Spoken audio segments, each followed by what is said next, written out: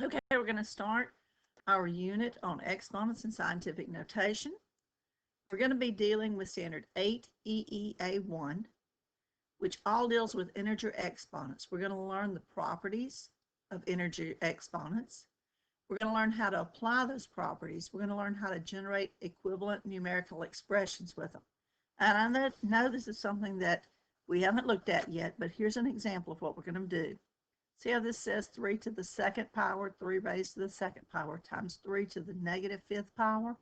Well, you're going to learn how to deal with these exponents. Since you're multiplying, you would add them. 2 plus negative 5 gives you negative 3. That's 3 to the negative third power. That's 1 over 3 to the third power, which is 1 over 27. We will discuss how you would actually know all of this in this unit. By the time you finish by the time you finish with this particular section or this particular unit, you will know how to handle this. Right now, what we're doing today is we want you to know what it means for a number to be raised to a power. That means an exponent. And how to represent the repeated multiplication symbolically. We also want you to know the reason for some of the bases requiring exponents. So let's look through some of these examples. First off, notice here we've got 5 times 5 times 5 times 5 times 5 times 5. How many times have I got 5 here? Let me get a set up here. And let's see how many times we've got 5 multiplied by itself. Let's count them. 1, 2, 3, 4, 5, 6 times. So that's 5 raised to the 6th power. When I raise something to a power, that means how many times I multiply 5 by itself. Okay? Let's look at this one. I've got 9/7. How many times is it multiplied by itself? 1, 2, 3, 4. So that is 9/7 raised to the 4th power. I've put a parenthesis beside this. I put this in parentheses so I know that this whole fraction here, this 9/7, is what I'm multiplying by itself 4 times. How about this one down here? Example 3, negative 4/11 raised to the 3rd power. That means that I'm multiplying negative 4/11. See, I put it in parentheses so I know this is a negative 4/11. Negative 4/11 multiplied by itself 3 times. That's what I'm talking about when I say negative 4/11 raised to the 3rd power.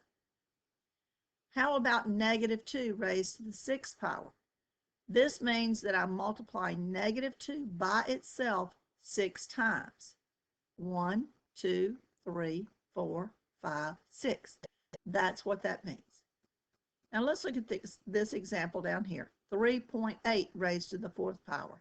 This means the number, the base, 3.8, is multiplied by itself 4 times. Notice the use of parentheses in examples 2, 3, and 4. Why did we use them? So you'd know it was the 9/7 that was raised to the 4th power, not just the 9 or not just the 7, but the whole fraction, 9/7. Here is to make sure you know that not only 4/11, but negative 4/11 is being multiplied by itself 3 times. Okay? Now, when do you use parentheses? In cases where the base is either a fraction or negative. Parentheses tell us what part of the expression is included in the base, and therefore going to be multiplied repeatedly. Okay? Suppose n is a fixed positive integer, some number, 5, 6, 7, whatever, negative 2. 3 to the nth power, by definition, is 3 raised to that power. That means you multiply 3 times itself that many times. Now, let's look at this one down here. 7 to the nth power means you'd multiply 7 by itself n times. 4 to the 5th raised to the nth power means you multiply 4/5 by itself n times. Negative 2/3 raised to the n power means you multiply negative 2 times itself n times.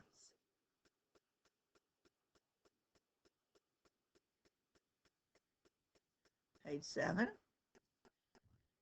Okay, so anytime you've got a number, x to the 1st power, which is just x. Any number to the 1st power is just itself. So think about this, guys. 3 to the first power would be 3. 8 to the first power would be 8. Okay? If you've got any positive integer greater than 1, x to the nth power, x to the nth power is equal to x times itself n times, right? And you do that n times. So if you had x to the 5th power, that would be x times itself 5 times, right? That's what your exponent tells us. How many times you multiply your base by itself. Exponent, base. Exponent is the number up top. Base is the number at the bottom. And some other things you'll need. If you've got x to the nth power, it's said this way, x raised to the nth power. X is your base, n is your exponent. What if you've got x to the 2nd power? That's called x squared, or the square of x.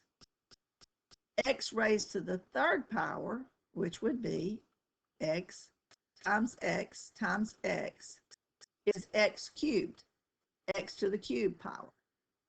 Okay, all of this is called exponential notation. Now let's look at some examples here. We talked about 5 to the 6th power being 5 times itself 5 times. And 9/7 to the 4th power being 9/7 multiplied by itself 4 times. Anything you've got, any value, x to the nth power, this simply means x multiplied by itself n times.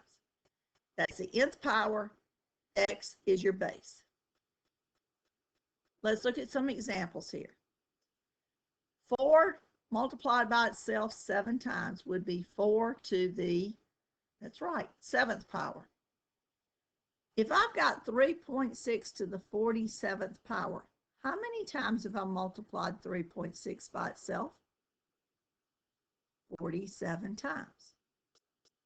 If I have a negative 11.63 multiplied by itself 34 times, isn't that a negative 11.63 raised to the 34th power? Notice I've got all of this in parentheses. It means all of this multiplied by itself 34 times. How about exercise 4? 12 multiplied by itself. 12 to the 15th power is 12 multiplied by itself 15 times. And negative 5 multiplied by itself 10 times. Wouldn't you use this negative 5? You're saying you're multiplying it negative 5 by itself 10 times, right? Okay. Don't leave out the parentheses, because this tells us we're multiplying negative 5 by itself 10 times. Otherwise, you might wind up with something like this. And if you did this, you'd wind up with 5 multiplied by itself 10 times. And that's not the same thing. That would just simply be the opposite of 5 to the 10th power. We don't want that. We want negative 5 multiplied by itself 10 times. How about 7/2 multiplied by itself 21 times? Wouldn't I put a parenthesis here so I know that I'm multiplying this whole fraction by itself 21 times? Anytime it's a fraction, anytime there's a negative, use parentheses. I have negative 31 here, negative 13 multiplied by itself 6 times.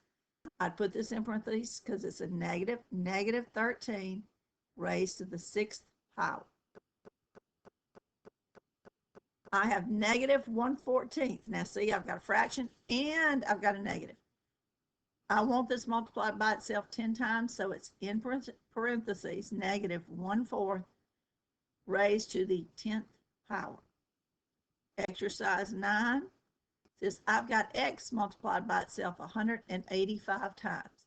That is x to the 185th power. I didn't put a parentheses because this isn't a fraction and there's no negative in the front.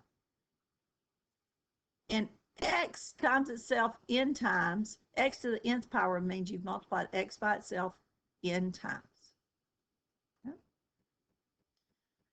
Then they ask us, will these products be positive or negative? How do you know? Well, this says negative 1 raised to the 12th power. Let's try that. That's negative 1 times negative 1 times -1 times -1, that's 4 times. That's 5 times. That's 6 times. That's 7 times. That's 8 times. That's 9 times. That's 10 times. That's 11 times. That's 12 times. Okay. A negative times a negative is a positive. Okay. +1 times -1 would give me -1. Okay, I've got it taken care of that. -1 times -1 is +1. +1 times -1 is -1.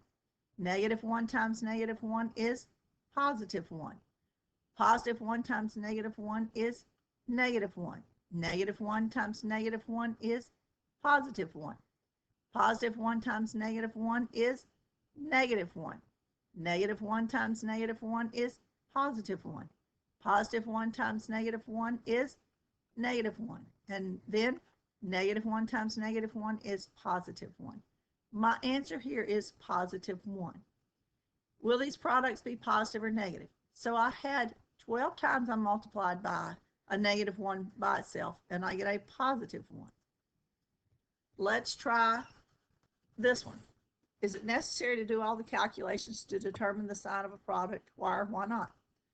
Well, if you've got a positive exponent and you're multiplying, if you're multiplying negatives times each other, if it's a positive and it is an even, if it's even exponent, and you're doing a negative number, you are going to wind up with a positive result. Okay? If you have a negative number and you multiply it by itself such that you have an odd exponent, you wind up with a negative number. Okay? Here we've got an odd exponent. We have a negative number here, so this would be a negative product. Why is that? Because you have an odd exponent when you have a negative number, so your value is going to be, your product is going to be negative.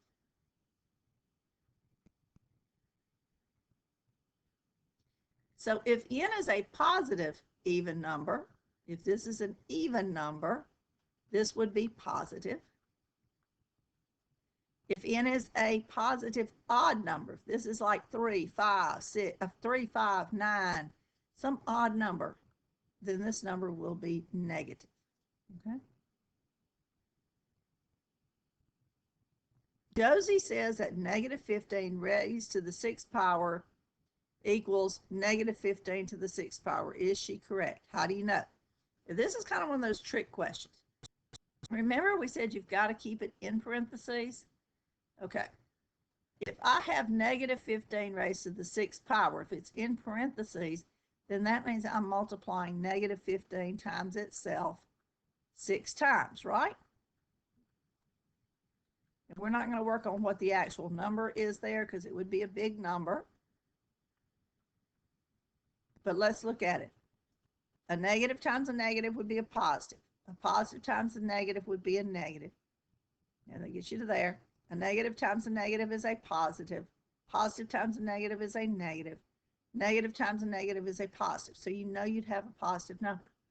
But this right here just simply says 15 raised to the 6th power, and then you take the opposite of that. This would give you a negative number. You have to have the parentheses. You have to have the -15 in parentheses. That says you're multiplying the -15 by itself 6 times. Not that you're multiplying 15 by itself 6 times. See, 15 times itself 6 times, and then changing the number. Okay, that would be a negative number. This one would be a positive number. Now, this problem set is for you to do, and we can talk about those answers in class, or you can ask me about those answers.